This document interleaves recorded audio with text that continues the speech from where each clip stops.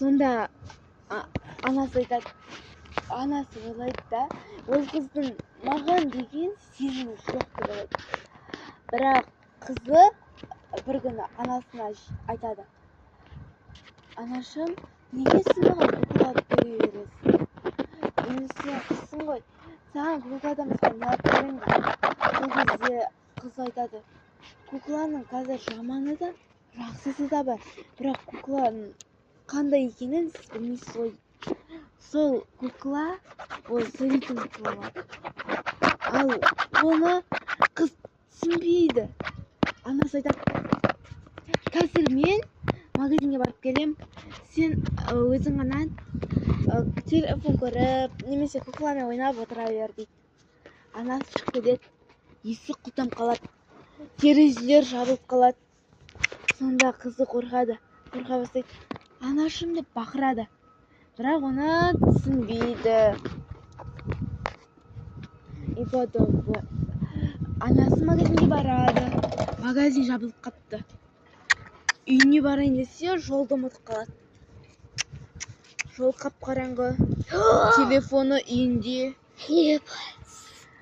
Сонда жолда келе жатып, бір көлік тоқтайды. Көлік? Көлік. Ана әйел түсінбей қарап қалады. Ал ана көлік жаймен артынан баса береді. Бір кезде машиналар тоқтап қалады. Сол көлік қана ана әйелдің артынан жаймен ғана жүріп келеді. Қызы қорқады, қызы жылайды. Ал анасы болса қызын уайымдайды. Қызым не істеп жатыр екен? Далаға шығып кетпеді ме екен деп ойлайды. Бір кезде далада Качеланың қасенген дауысы шығады. Качела жаймен қасенеді. Качелада адам жоқ. Бәріне болады ғой. Жоқ. Бәріне болады. Ал оның елес қыз Качелада отырады.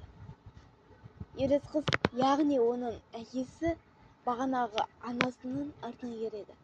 Ал анасы неге еріп келатсың деп сұраған кезде, ал мен неге ермеуім керек? Сен емес пе менің қызымды өлтірген деп айтады. Екінші